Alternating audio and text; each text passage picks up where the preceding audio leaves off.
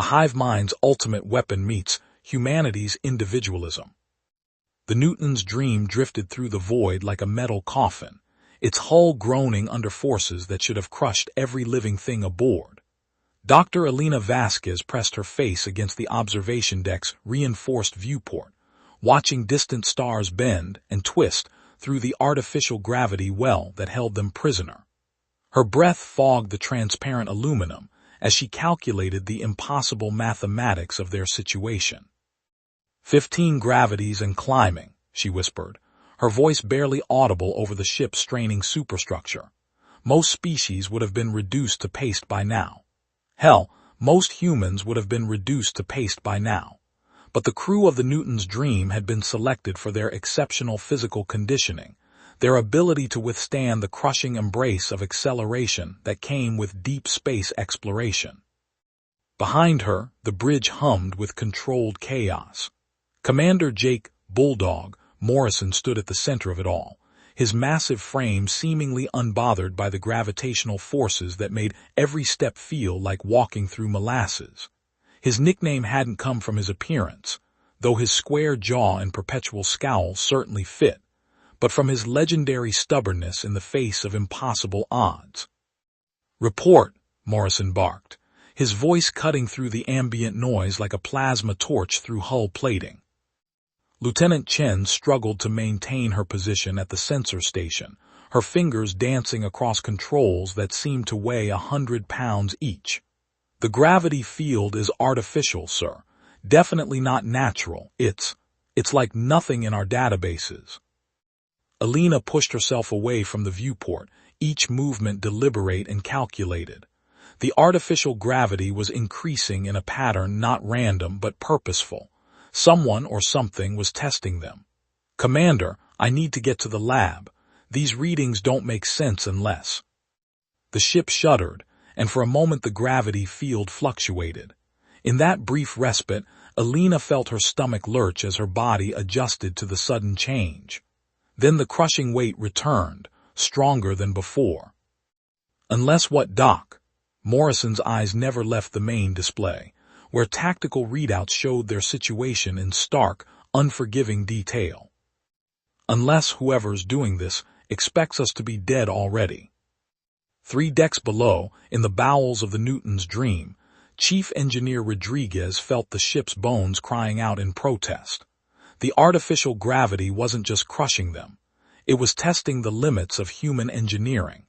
Every rivet, every weld, every carefully calculated stress point was being pushed beyond its design parameters.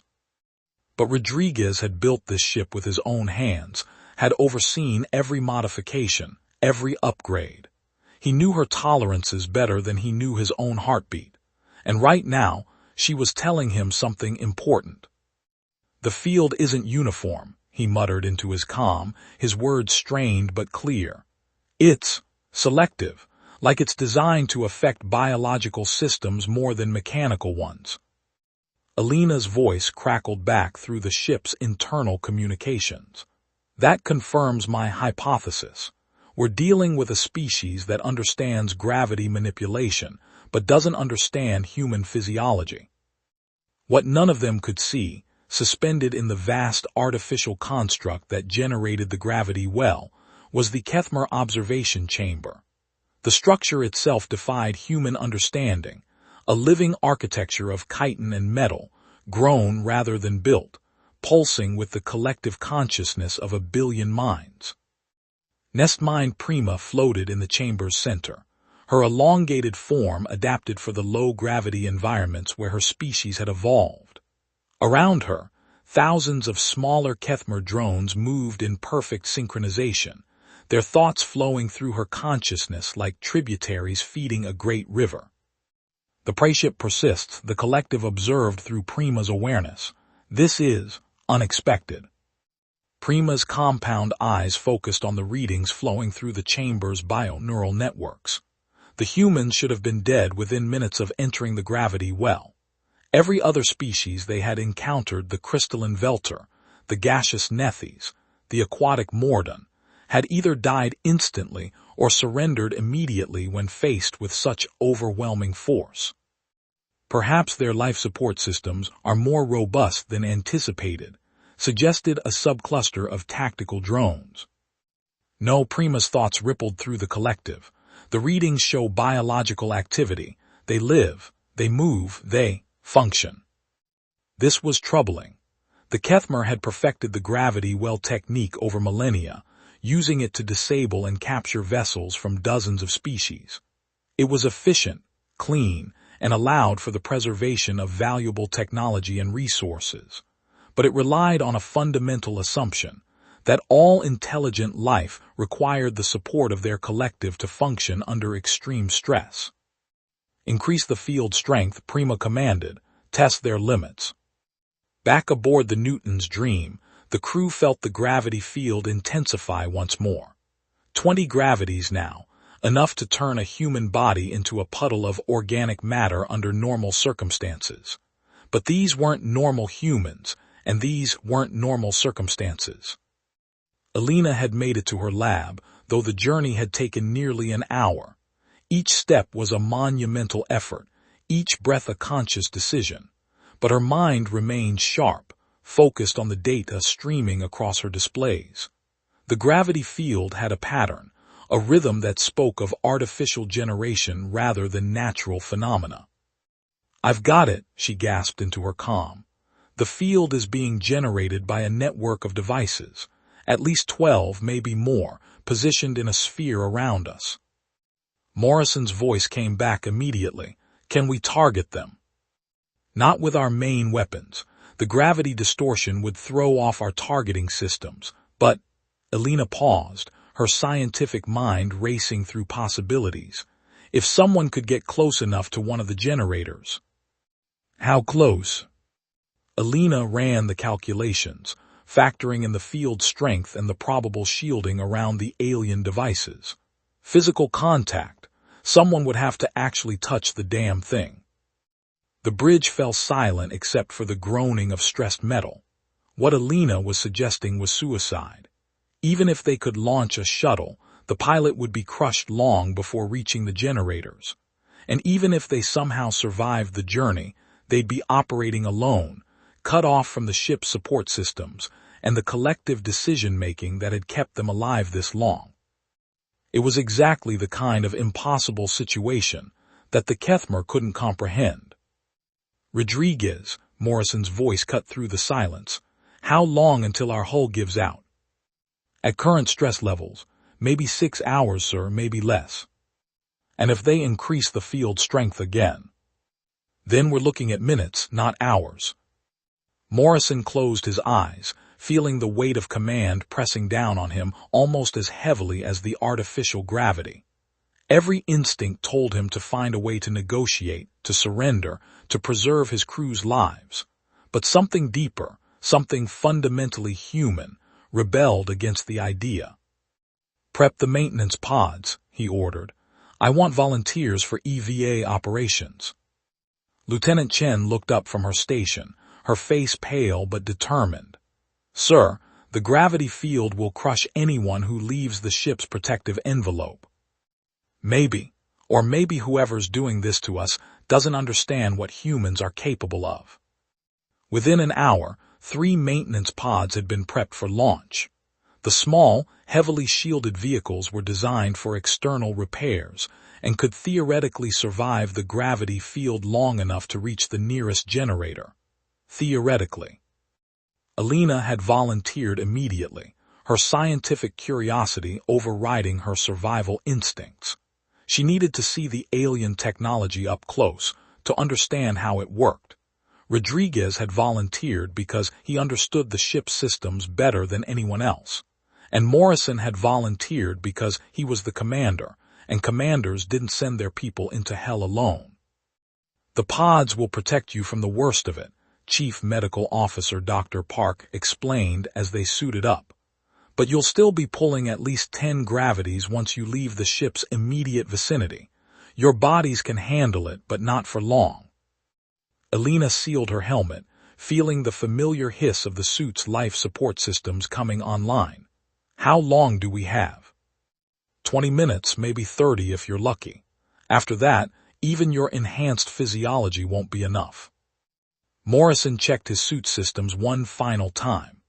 The maintenance pod's controls had been simplified for operation under extreme gravity. Large, clearly marked switches and levers that could be operated even when fine motor control became impossible. Remember, Alina's voice crackled through the comm system, we're not just trying to disable these generators. We need to understand them. If we can figure out how they work, we might be able to turn their own technology against them. The launch bay doors opened, revealing the twisted starscape beyond. The gravity field was visible now as a distortion in space itself, bending light and matter into impossible configurations. And there, barely visible against the cosmic background, were the generators' sleek, organic-looking devices that pulsed with an inner light. "Launch when ready," Morrison commanded. The 3 pods shot out from the Newton's Dream like bullets from a gun, their small engines straining against the gravitational forces that tried to drag them back. Inside each pod, a human being fought against forces that should have killed them, driven by something the Keth'mar had never encountered: individual determination. In the observation chamber, Nestmind Prima watched the impossible unfold before her compound eyes. The human vessel had somehow launched smaller craft, and those craft were actually making progress toward the gravity generators. It defied everything the Keth'mar understood about intelligent life. How do they coordinate without connection? The question rippled through the collective consciousness like a stone thrown into still water. How do they function when separated from their group mind? Prima's thoughts reached out to the tactical subclusters, seeking understanding. Every species they had encountered operated on some form of collective consciousness. The crystalline Velter shared thoughts through harmonic resonance. The gaseous Nethes existed as a distributed intelligence across multiple atmospheric layers. Even the aquatic Mordun maintained constant chemical communication through their oceanic environment. But these humans, they operated as individuals. Each small craft was making independent decisions, following separate paths toward the generators. There was no visible communication between them, no shared consciousness binding them together. It was as if each human was a complete intelligence unto itself. "Impossible," the collective whispered. "Intelligence requires connection. Decision-making requires consensus.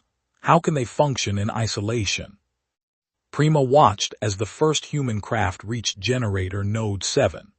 The small vessel attached itself to the alien device with mechanical clamps, and she could see through the bioneural sensors that a single human was emerging from the craft. A single human, operating alone, making decisions without the guidance of the collective. "Increase defensive measures," Prima commanded. "Deploy Guardian drones." But even as the order flowed through the Hive-Mind, Prima found herself fascinated by what she was witnessing. The human was moving across the generator's surface with purpose and determination, using tools to probe the device's outer shell. There was no hesitation, no pause for consultation with the group mind. The creature was thinking, planning, and acting entirely on its own. It was the most alien thing Prima had ever encountered. Dr. Elena Vasquez felt like she was drowning in gravity. Even with her suit's assistance and the generator's slightly reduced field strength, every movement was an exercise in willpower. But her scientific mind remained sharp, focused on the alien technology before her. The generator was beautiful in its complexity, a fusion of organic and mechanical components that seemed to grow from each other rather than being assembled. Bioneural conduits pulsed with energy, feeding power to crystalline matrices that somehow manipulated the fundamental forces of spacetime. "It's not just a gravity generator," she gasped into her comm, hoping the signal would reach the ship.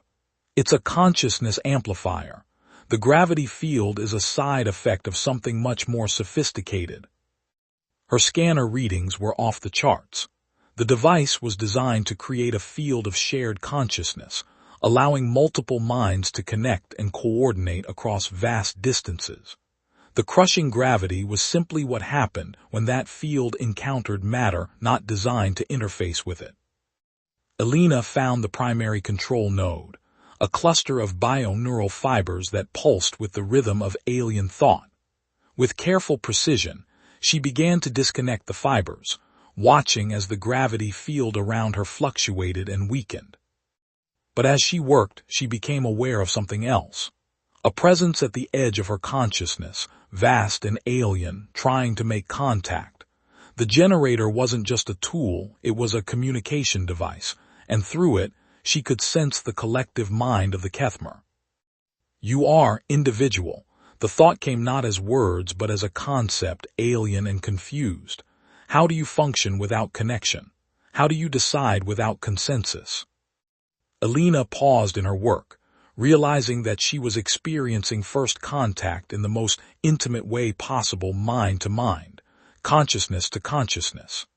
The alien intelligence was genuinely puzzled by her existence, unable to comprehend how a single mind could operate independently. I think, she whispered, not sure if she was speaking to herself or to the alien presence. I choose, I act, all by myself. The concept seemed to ripple through the alien consciousness like a shockwave. Impossible. Intelligence requires connection. You cannot be. But Elena was already moving again, her hands working to disable the generator's primary systems. Each action was her own choice, her own decision, made without consultation or consensus. And with each independent act, she could feel the alien consciousness recoiling in confusion and something that might have been fear. Rodriguez reached his target generator just as Elena's modifications began to take effect. The gravity field was fluctuating now, creating pockets of normal space that allowed for easier movement. But the chief engineer had his own problems to deal with. The generator he'd chosen was heavily defended by small, insected drones that moved with perfect coordination. They attacked his maintenance pod in waves, their plasma cutters trying to slice through his hull. But Rodriguez had been in space longer than some of these aliens had been alive, and he knew how to fight. Using his pod's manipulator arms, he grabbed one of the attacking drones and used it as a club against the others. The aliens' perfect coordination became a weakness when he disrupted their formation. They couldn't adapt quickly enough to his chaotic, individual fighting style.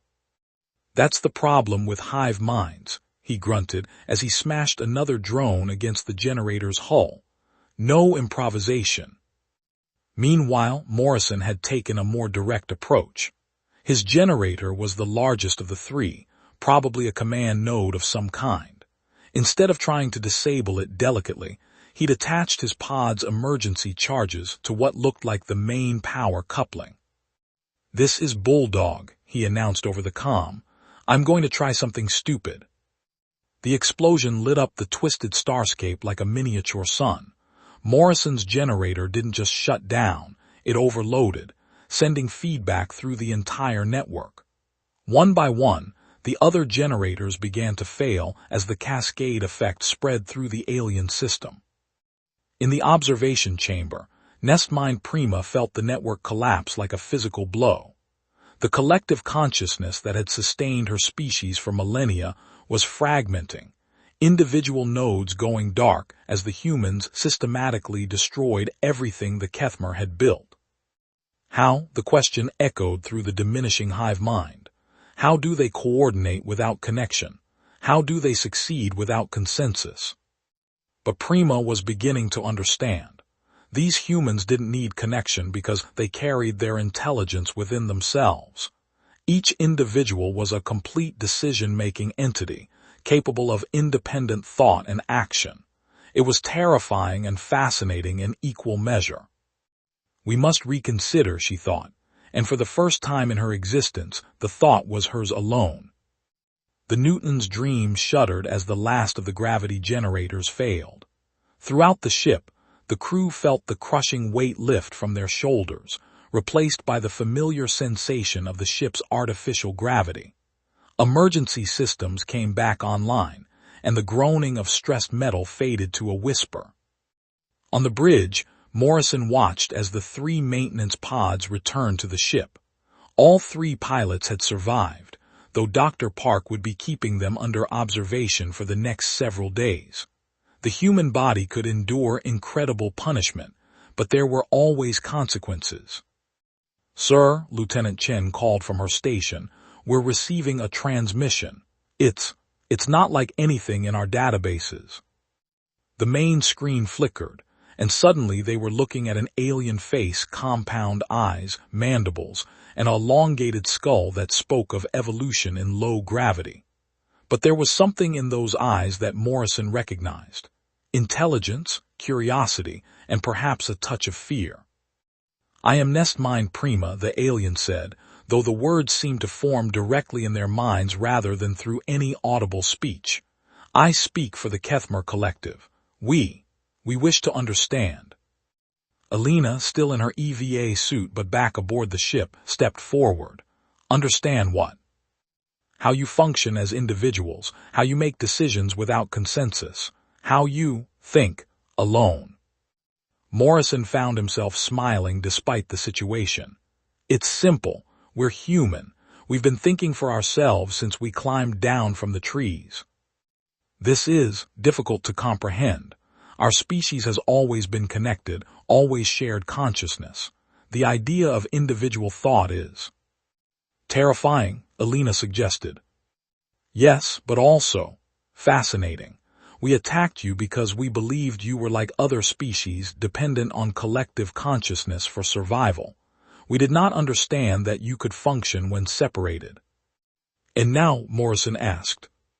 Prima's image seemed to shift, her compound eyes focusing on each human in turn. "Now we realize that intelligence can take forms we never imagined. Your species represents a type of consciousness we have never encountered: individual, independent, capable of action without consensus." Alina stepped closer to the screen. "We'd like to learn about your species too, your technology, your culture, your way of thinking. Perhaps we can find a way to coexist." "Yes," Prima agreed. "We believe this would be beneficial. But we must ask, how do you coordinate your actions without shared consciousness? How do you achieve consensus when each individual thinks independently?" Morrison chuckled, very carefully and with a lot of arguing, but that's what makes us human. 6 months later, the Newton's Dream hung in orbit around Keth'mar Prime, the first human vessel to visit the insectoid homeworld.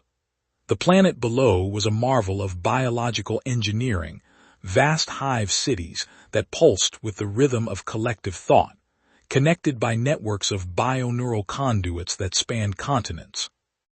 Alina stood in the ship's observation lounge, watching shuttles move between the Newton's Dream and the planet's surface. The cultural exchange program was proceeding better than anyone had hoped. The Keth'mar were fascinated by human individuality, while the humans were amazed by the efficiency and harmony of the Hive-Mind. "Penny for your thoughts?" Morrison asked, joining her at the viewport. "Just thinking about how different we are," Alina replied. "They can't understand how we function as individuals, and we can't really comprehend what it's like to share consciousness with billions of others. But we're learning from each other." "Yes, and that's what makes this so valuable. We're not just exchanging technology or trade agreements. We're expanding the very definition of what intelligence can be." On the planet below, Nestmind Prima was experiencing something unprecedented: individual thought. The human scientists had taught her techniques for temporarily isolating her consciousness from the collective, allowing her to experience the universe through a single perspective. It was terrifying and exhilarating in equal measure. To think without the guidance of billions of other minds, to make decisions based solely on her own judgment. It went against everything her species had evolved to be. But it also opened up possibilities she had never imagined. Perhaps, she thought to herself, savoring the strangeness of the singular pronoun, there is more than one way to be intelligent. The thought was hers alone. and for the first time in her existence, that felt like enough. Above, the Newtons' dream continued its orbit, carrying a crew of individuals who had proven that sometimes the greatest strength came not from unity, but from the courage to stand alone. They had faced the impossible and emerged victorious, not through collective action, but through individual determination. It was, Morrison reflected, the most human thing imaginable. And in the vast cosmos, where intelligence took countless forms and consciousness flowed through patterns beyond imagination, humanity had carved out its own unique place, not as part of a greater whole, but as a collection of individuals, each one complete unto themselves, each one capable of changing the universe through the simple act of choosing to think, to act, to be. The stars watched and waited, and wondered what these strange, individual minds would do next. Thank you for listening. If you enjoyed this story, consider subscribing for more journeys. Share your thoughts in the comments and stay tuned for the next adventure.